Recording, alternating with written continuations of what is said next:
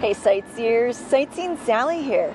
Today, I'm checking out the forgotten history in a small town called Alpine. Originally called Osborne, Alpine got its start as a camping spot due to ample supplies of water, grass, and firewood in the area. After the railroad made its way here in 1882, a small town sprung up, consisting of rail workers and their families.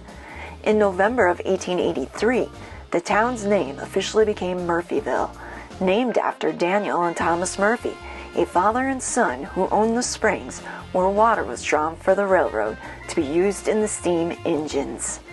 As the town grew, many people wanted a new name. Thus, in January of 1888, the name was officially changed to what is now known as Alpine. And fortunately or unfortunately, depending on your point of view, you're going to have to take this tour with just me, because old Marty's out running errands.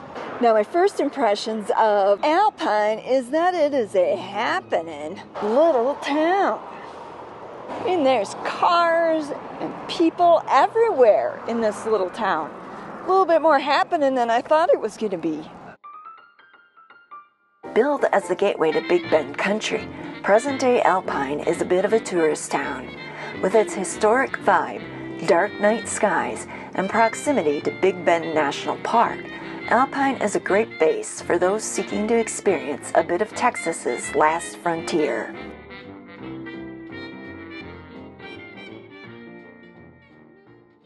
Anyways, enough the chit-chat. Let's get into the historic stuff of the town, shall we?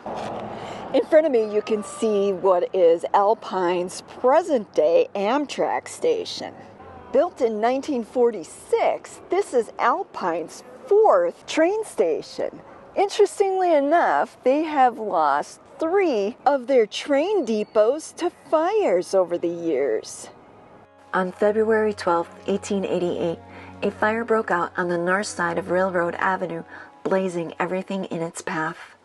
Then, on April 14, 1907, another fire broke out, destroying most of the structures on Railroad Avenue between 5th and 7th Streets. 4 years later, on May 5, 1911, fire happened again, burning down several buildings in the same area.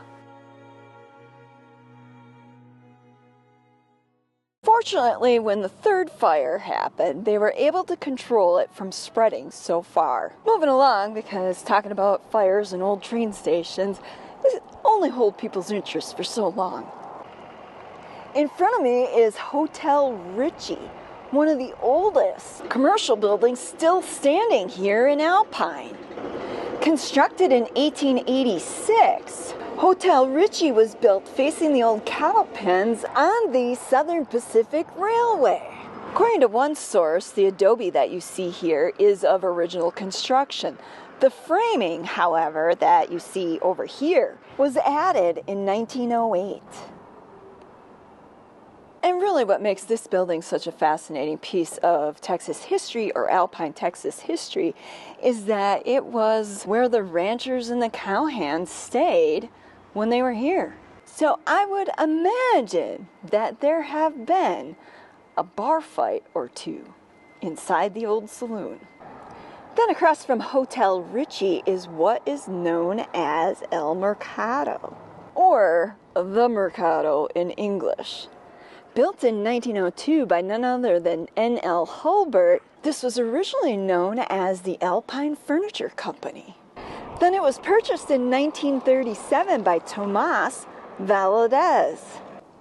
Known as Valdez's Meats and Groceries, it was the first Hispanic-owned business on Murphy Street. For more than 30 years, the store operated, serving the needs of the community. Then in 2008, the building was purchased and restored by Victor and Christina Noriega. Now it serves the residents as the Murphy Street Mercado. Now next door to the Murphy Street Mercado is Talgar's. And I don't know if that building is a historic building original to the town, but I do know that 3 doors down from Murphy Street Mercado is the Alpine Studio. And this was built in 1907 by a pioneer photographer known as John Thane. Now, I don't know if I have the pronunciation on that correct because you know how it is with names. But if you happen to know, let me know in the comments section below. Oh, I suppose it would help if you knew how it was spelled. It's Thain. Once the home and studio of pioneer photographer John Thain, the place remained a photography studio in the family for a number of years, at least until the 1930s. Most recently, it was a bed and breakfast. Now it houses a boutique selling a little bit of everything from plants to jewelry. What started out as the bottling house in the 1920s is now a B&B. And over the years, it was a cleaner's, a taxidermy, a pottery shop, and an art studio. That's probably one of the things I find most fascinating about diving into the history of these old buildings is discovering what used to be there, what used to, thrive in the edifice or structure that we see today. Now we're coming up on one of the oldest blocks here in Alpine with some of the structures possibly dating back to pioneer frontier days, or at the very least to the old western cowboy days. I'm just going to pan so you can see the building that I just walked past. Don't know anything about it, I just know that it looks really old. Which, now that I think about it, that could be considered an insult.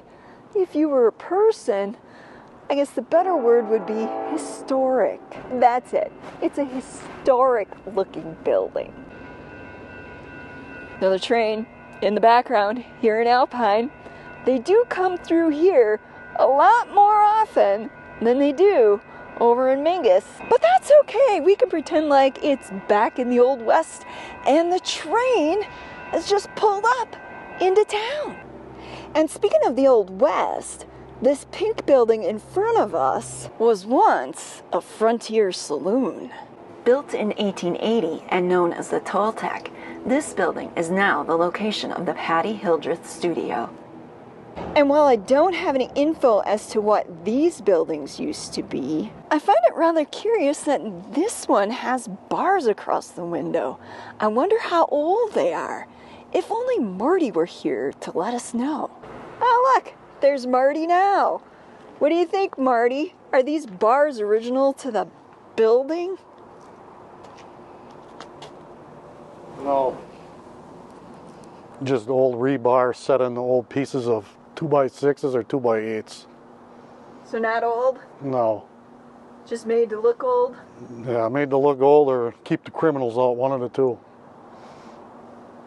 Or people in. Gotta love Marty's input on these things. Now just a block down and a few over from where we were looking at the oldest block in town is this old house. Known as the Valdez house, it was built in 1890 by Trinidad Garcia. Originally it served as a social center and then in 1926 became the home of Tomas Valdez. If I'm not mistaken, this is the same Tomas Valdez who once ran the grocery store over on Murphy Street. And then if you look over there, you've got the neighborhood watch system.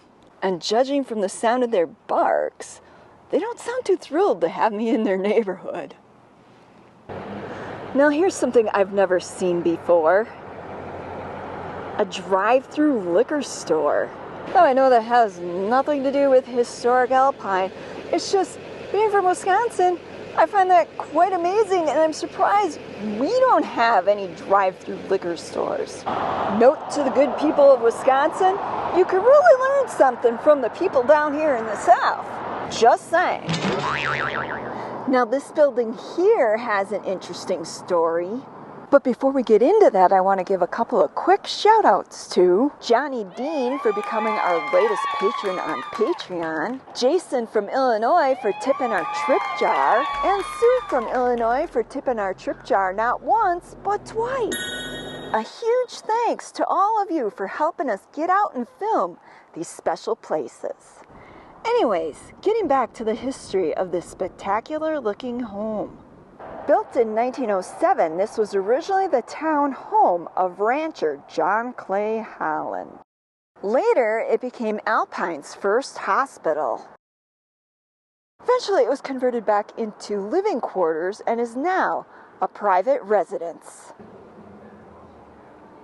What was once a place for motorists to stop and rest here in Alpine is now a place for people to call home.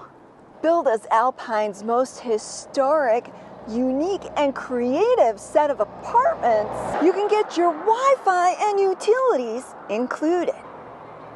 Look at that little guy sunning himself there in the dirt. Looks like he enjoys living here in the most creative and historic apartments. And then, interestingly enough, next door to Cozy Court, where you can get your most creative apartment, is the old fire station. Constructed in 1924, it was built to house the town's new 1923 Ford fire truck. Now, you might be wondering why I'm showing you what appears to be an empty parking lot. And that's because back in 1911, this was the site of Alpine's roller rink. Not to mention, this is also the location where they first showed silent pictures in town. But as you can see, the building has since been torn down.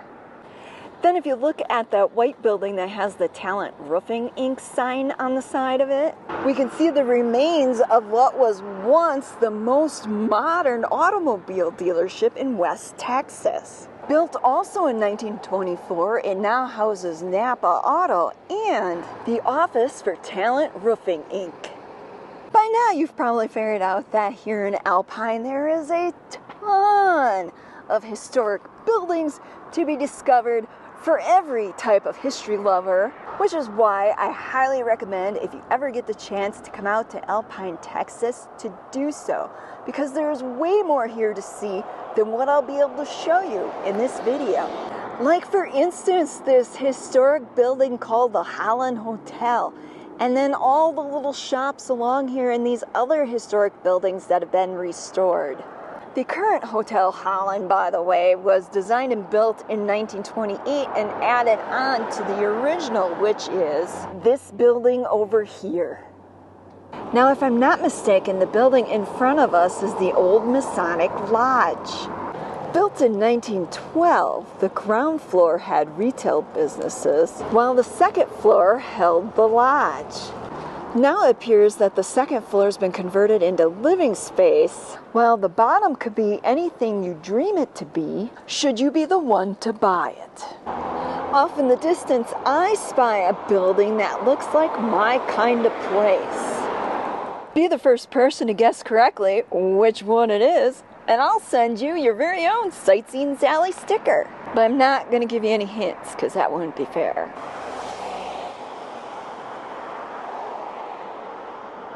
Anyways, we're getting to the point in the day where I'm starting to feel like I'm going to have to get myself something to eat. So I'm going to show you a few more places, and then we're going to be on our way. Now here's one I know, judging from the looks of it, that Marty wishes he could own. The old Granada Theater. Once the major entertainment center for the Big Bend area, the building now sits empty, waiting for someone to rent it. And then you got the building next to it with an interesting stone facade, and the glass blocks, and what looks like stained glass up there. I wonder what used to be in there. Was it a massage parlor, a tattoo shop, restaurant, a store? I don't know. You can make up stuff all day if we wanted, but if you get up close, you can see it's the remains of an old saloon, formerly known as the Saddle Club. Apparently, they're going to make it into a co-working venue where you can rent a desk and work alongside other professionals. It's an interesting concept. I wonder how it will go over. And then, if you want to spend $350,000, you can buy this place over here. Now, it just so happens this curious-looking house was once the home of former Senator Benjamin F. Berkeley. And my sources tell me that this old wrought iron fence used to be around the courthouse. And then kitty corner from the old senator's house is the Gage Van Sickle House. Built in 1886 by E.L. Gage, who was a rancher and builder of the former Gage Hotel, this house was at one time used as the meeting place for Brewster County officials while the courthouse was being built. Quite the impressive home. Looks like they're getting ready for Christmas. Now here's a home of historical significance. Built in 1890 by F.H. Nolte, an early settler in Murphyville, or Alpine as it later became known. This home is now on the National Register of Historic Places. What makes this historic home so unique is that all of the 2-foot thick bricks were made of adobe here on site. Now here's something you don't see every day.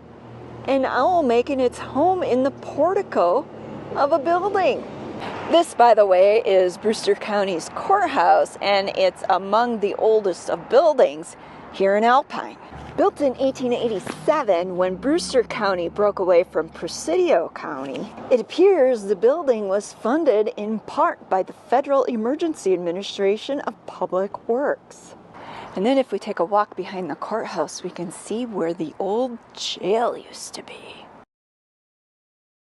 If we look up there, we can see it still has metal barricades over the windows. Then across the street from the old jail is Alpine Memorial Funeral Home. Originally the home of Dean Manufacturing in 1909, this building was later purchased by Charles Livingston in 1928. He then remodeled it into a funeral parlor, which is what it still is today.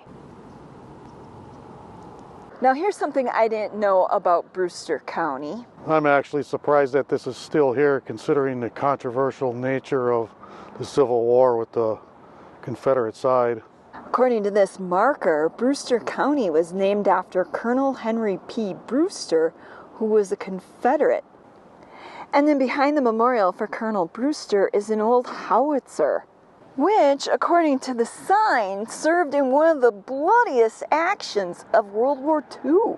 And why it's here in Texas is because most of the American men involved in the battle were from Texas as part of the 36th Infantry Division, otherwise known as part of the Texas Army National Guard.